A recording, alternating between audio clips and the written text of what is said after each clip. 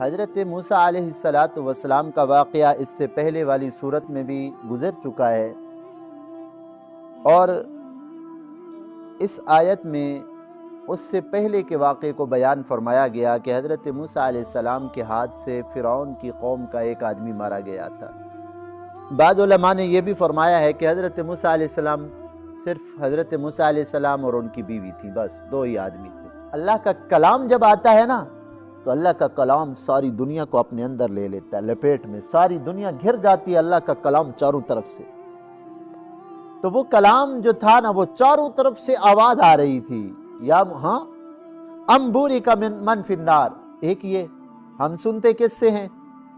کان سے سنتے ہیں نا، لیکن حضرت موسیٰ علیہ السلام کا سننا بھی بڑا عجیب تھا۔ جہانوں کے رب ہیں، وہاں پہ اللہ تبارک و تعالی کی تجلی کی ایک جو ہے نا عکس تھا، ذات کا عکس نہیں، اس کا جو ہے نا، جیسے آپ یوں سمجھے ہم شیشہ دیکھتے ہیں نا، شیشے کے اندر ہم خود تو داخل نہیں ہو جاتے نا، شیشے کے اندر آدمی خود تو اندر نہیں داخل ہو۔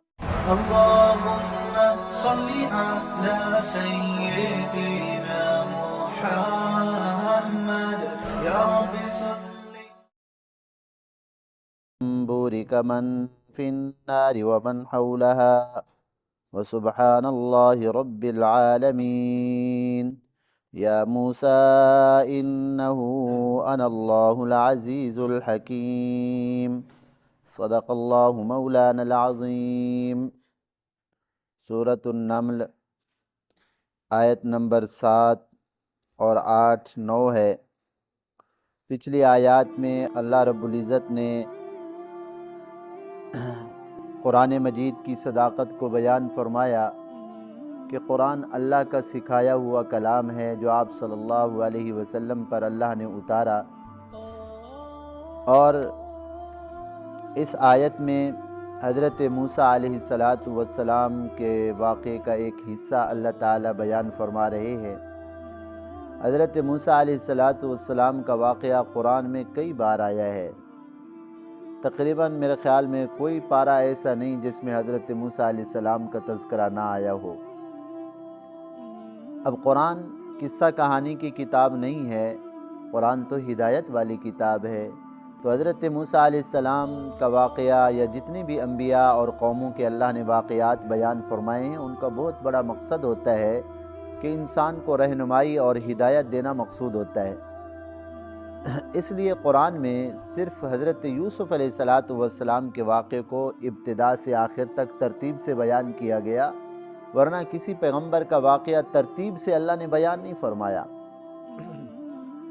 حضرت موسیٰ علیہ السلام کا واقعہ اس سے پہلے والی صورت میں بھی گزر چکا ہے، اور اس آیت میں اس سے پہلے کے واقعے کو بیان فرمایا گیا کہ حضرت موسیٰ علیہ السلام کے ہاتھ سے فرعون کی قوم کا ایک آدمی مارا گیا تھا۔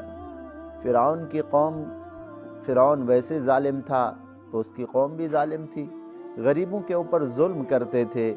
ایک مرتبہ حضرت موسیٰ علیہ السلام جا رہے تھے، دیکھا کہ فرعون کی قوم کا آدمی حضرت موسیٰ علیہ السلام کی قوم کے آدمی سے لڑ رہا ہے۔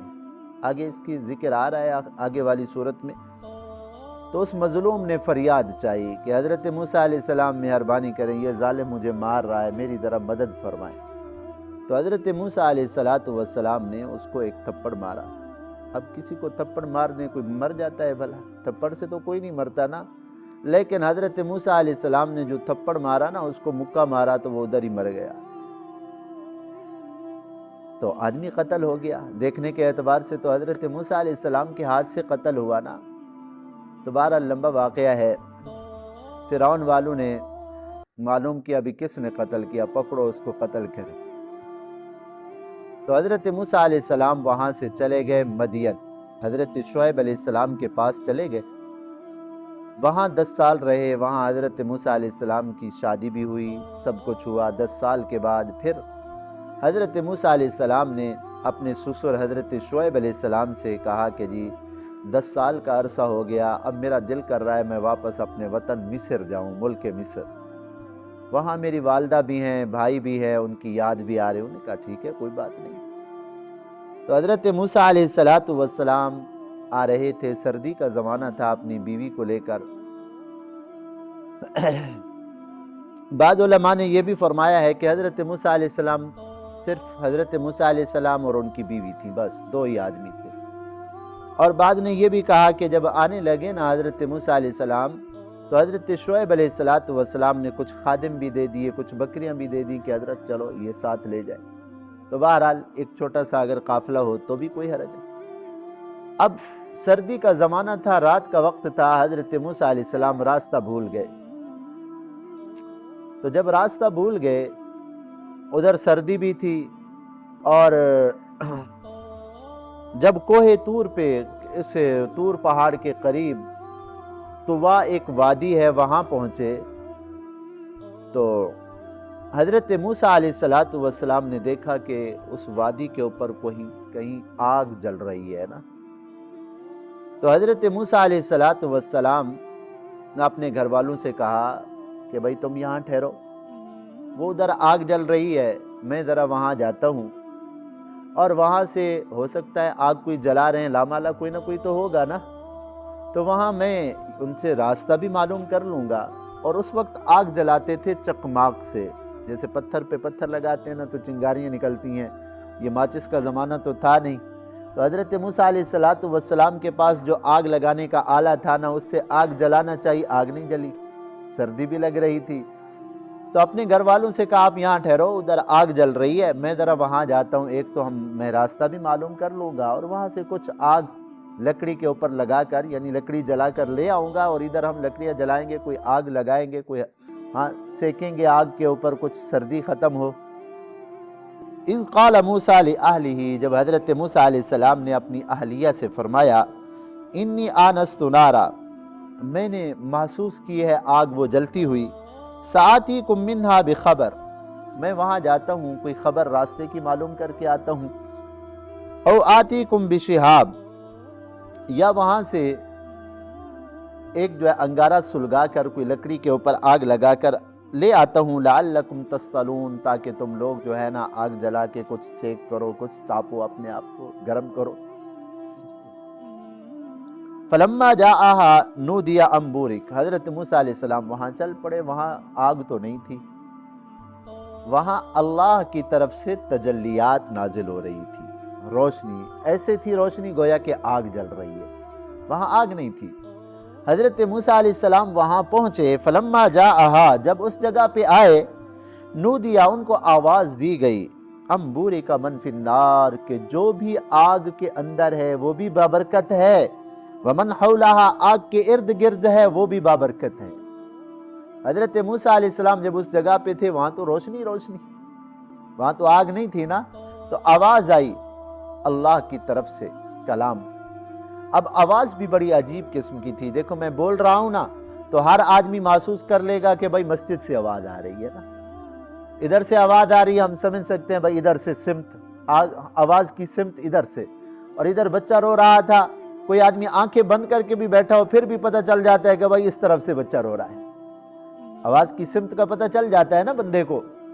لیکن وہ آواز ایسی تھی، اس کی کوئی سمت نہیں تھی، پتہ نہیں چل رہا تھا کس طرف سے آ رہی ہے، وہ ساری جگہوں سے، چاروں طرف سے آواز آ رہی۔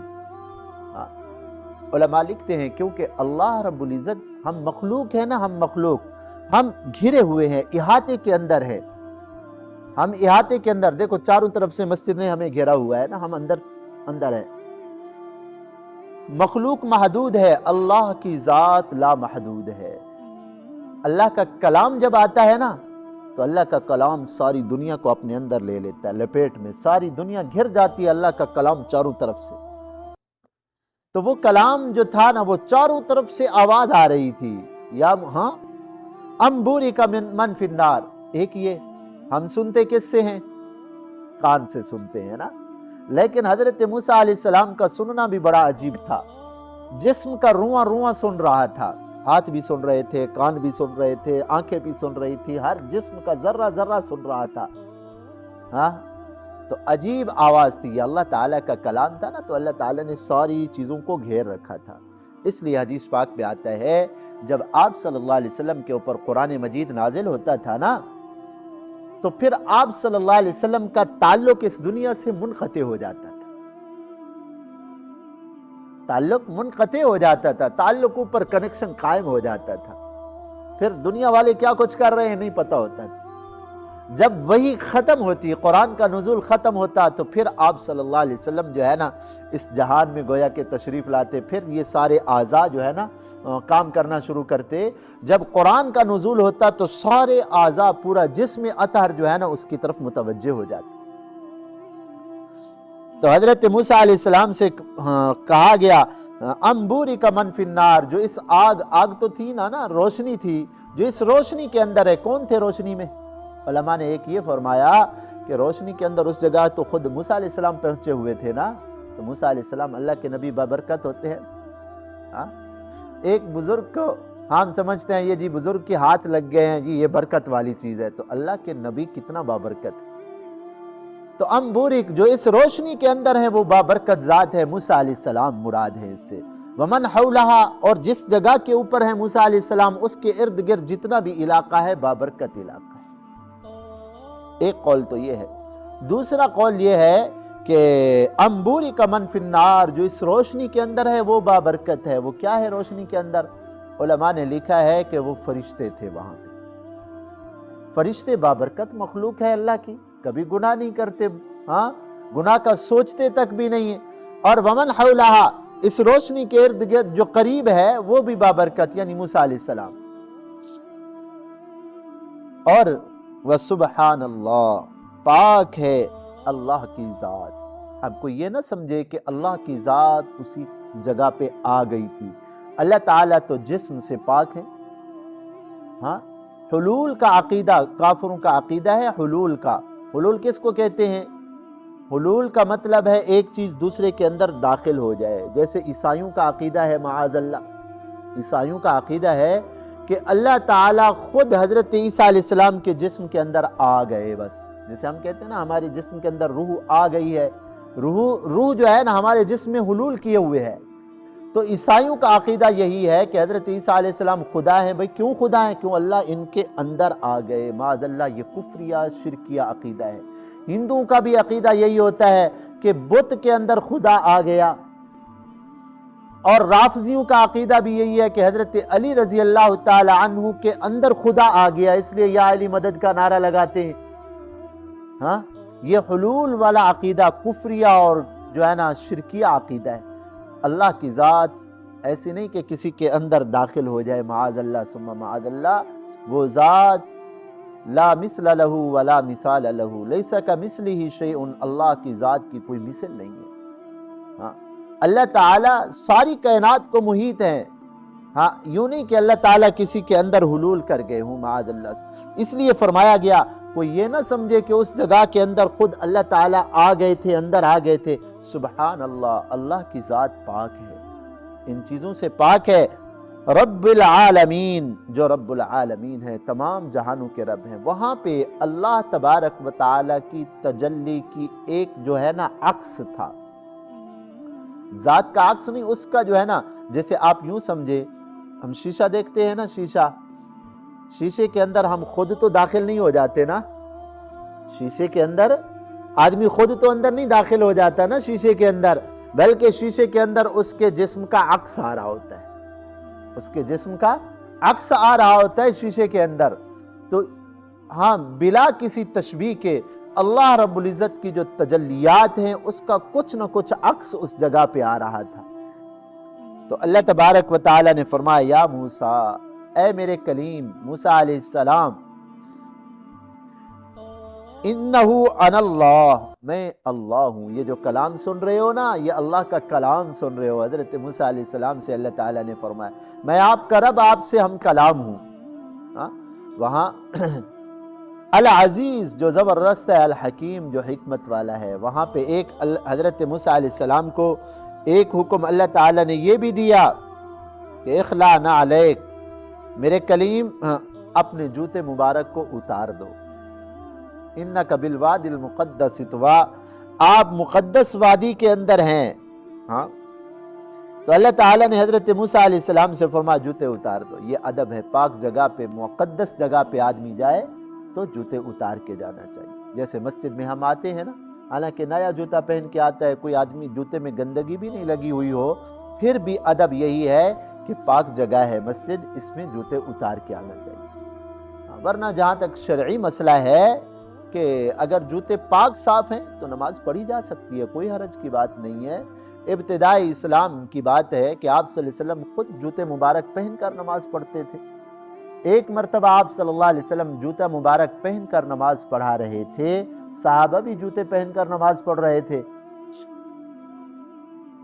تو نماز کے اندر آپ صلی اللہ علیہ وسلم نے اپنا جوتا مبارک اتار دیا، تو صحابہ نے دیکھا آقا نے جوتے مبارک اتار دیے، تو صحابہ نے بھی اتار دیے۔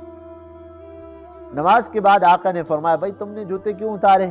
انہوں نے عرض کیا رائنا کہ یا رسول اللہ صلی اللہ علیہ وسلم، اللہ کے محبوب ہم نے آپ کو دیکھا آپ نے جوتے مبارک اتار دیے، تو جب اللہ کے محبوب جوتے اتار دیں اللہ کے سامنے، ہم کون ہوتے ہیں نماز جوتے پہن کے پڑھیں؟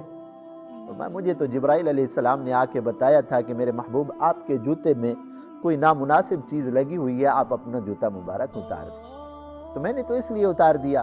بہرحال کہنے کا مقصد یہ ہے کہ جہاں تک شرعی مسئلہ ہے، اگر جوتے پاک صاف ہیں تو کوئی حرج نہیں، بندہ پڑھ سکتا ہے نماز، لیکن مسجد کے اندر یہ کیوں مقدس جگہ ہے، پاک جوتے بھی ہوں پھر بھی ادب یہ ہے کہ ننگے پاؤں آئے بندہ۔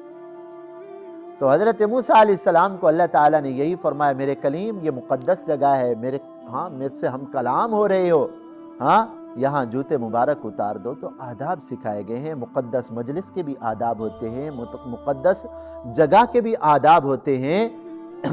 تو اللہ تبارک و تعالیٰ نے پہلے تو اپنا تعارف فرمایا کہ موسیٰ علیہ السلام یہ جو آپ گفتگو سن رہے ہو نا، یہ میں آپ کا رب، آپ سے ہم کلام، جوتے مبارک اتار دو۔ اب آگے کیا ہونے والا ہے؟ آگے اللہ تعالیٰ نے حضرت موسیٰ علیہ السلام کو کچھ معجزات دیے، نبوت سے سرفراز فرمایا، اس کا ذکر آئندہ آیات کے اندر آ رہا ہے۔ تو اللہ تعالیٰ ہمیں بھی قرآن سمجھنے کی، عمل کرنے کی اللہ توفیق عطا فرمائے۔ الحمدللہ رب العالمین، والصلاة والسلام علی رسول اللہ، یا حی یا قیوم یا ذا الجلال والاکرام، لا استغیث اصلح لی شانی کلہ ولا تکلنی الی نفسی یا اول الاولین یا آخر الاخرین یا رحمن اللہم اہدنا واہد بنا واہد الناس جميعا اجمعین۔